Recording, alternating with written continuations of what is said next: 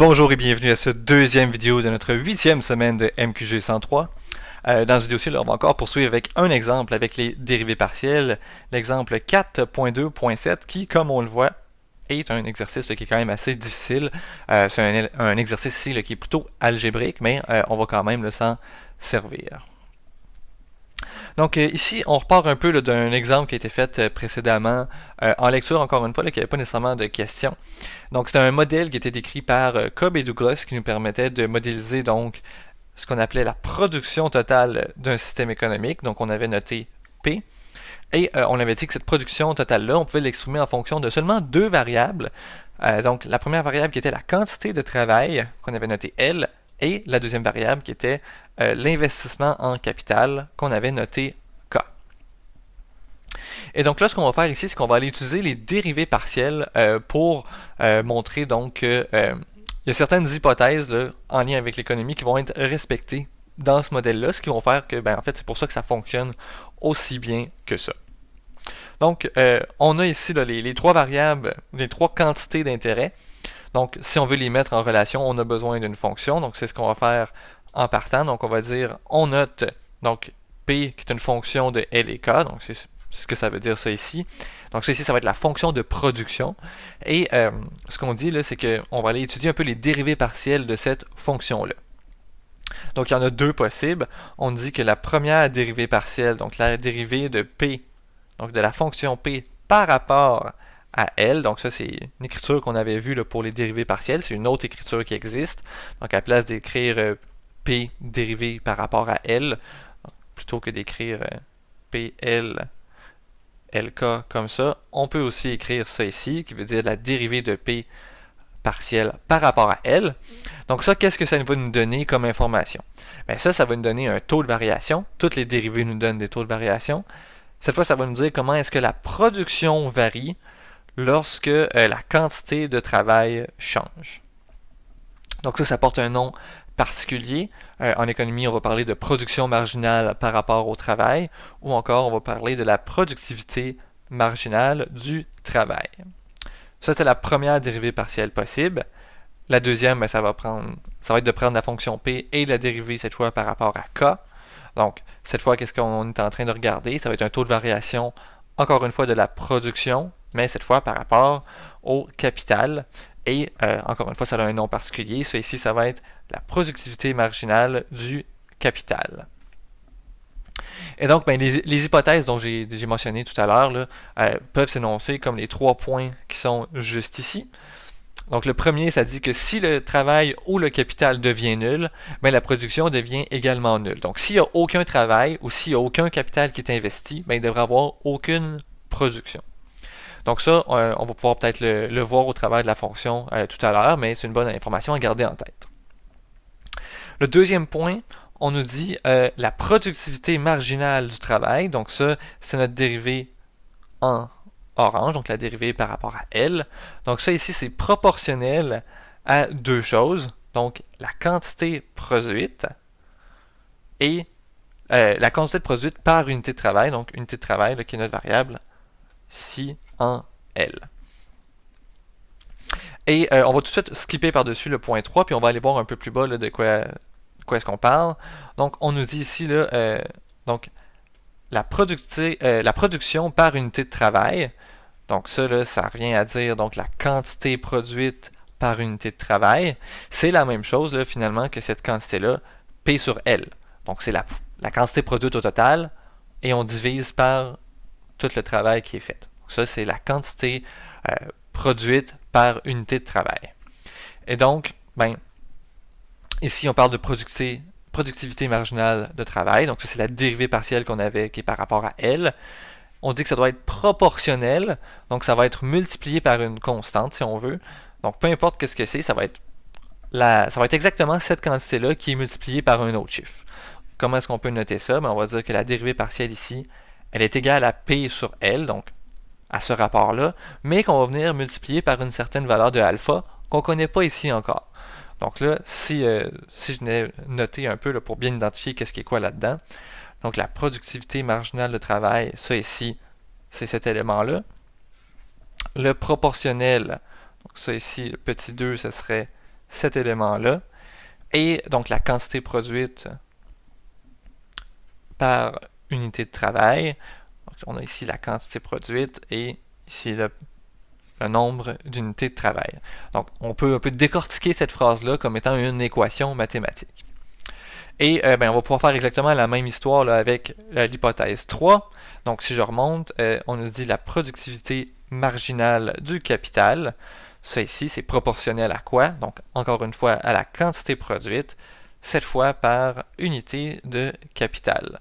Donc, on va pouvoir faire un peu le même genre de splittage, le même genre de coupure.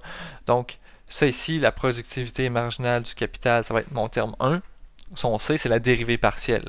Donc, si je descends ici dans l'équation qui nous dit qu'il est en lien avec le point 3, on retrouve ici notre dérivée partielle.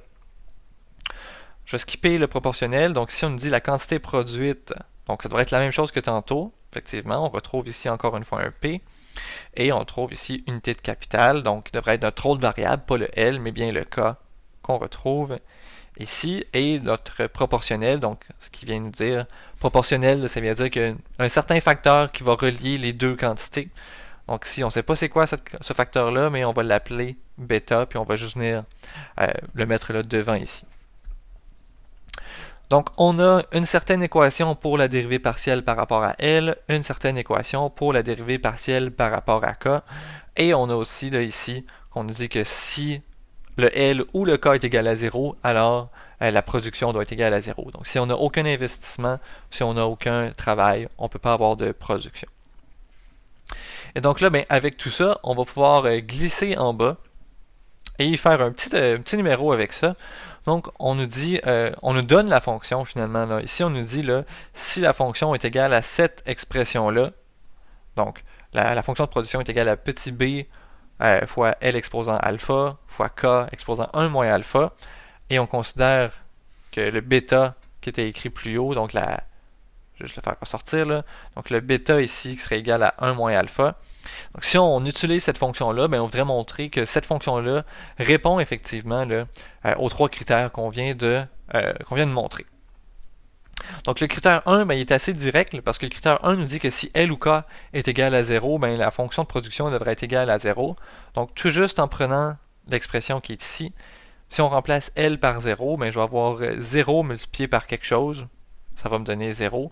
Donc, notre P va être égal à 0. Et même idée, là, si je prends K puis je le mets égal à 0, donc je fais 0 puis je le multiplie par quelque chose, ça va encore me donner 0. Donc, première hypothèse, là, elle est respectée directement. Maintenant, ce qu'on voudrait faire, c'est qu'on voudrait aller vérifier est-ce qu'on vérifie les hypothèses des dérivées partielles. Donc, on va calculer les dérivées partielles de cette chose-là, de cette fonction-là, puis on va regarder si ça correspond vraiment à ce qu'on avait énoncé là, juste en haut dans les deux équations. Donc on va le faire, là, puis ça va peut-être devenir un peu plus clair. Donc si je prends la dérivée partielle de P par rapport, disons ici, à L, donc qu'est-ce que c'est? Donc on prend la fonction, donc on a B, ici j'ai mon L, qui est la variable par rapport à laquelle je dérive, alpha, K, 1 moins alpha, et moi je vais la dériver de ça. Première chose, on va sortir toutes les constantes, donc tout ce qui est en vert ici, je peux le sortir, comme ça ici, donc bk1 à moins alpha, et il me reste donc L exposant alpha, que moi ici je veux venir dériver. Et donc ça, on prend la dérivée d'une fonction qui a un exposant, donc l'exposant on le met en avant, et on se retrouve avec L alpha moins 1, et ça, on pourrait l'écrire un petit peu autrement, là c'est la même chose que bk1 moins alpha fois alpha, donc si je vais avoir L à la alpha sur L à la 1. Si vous n'êtes pas sûr pourquoi, là, faites une propriété des exposants là-dessus, vous allez voir que ça correspond effectivement là, à cette quantité-là, à l'exposant alpha moins 1. Et là, qu'est-ce qui est bien là-dessus? Ça ici, là, bk1 moins alpha fois L alpha, c'est exactement la fonction qu'on a ici. Donc, on peut remplacer ça, on laisse le alpha devant sur L comme ça, et on peut venir écrire P. On pourrait l'écrire aussi alpha fois P sur L, et alpha fois P sur L, c'est exactement l'expression qu'on avait trouvée ici. Donc c'est exactement qu'est-ce qu'on serait supposé obtenir là, selon l'hypothèse 2. Donc ça ici, c'est vérifié, ça donne effectivement la bonne chose, ça nous donne alpha fois P sur L.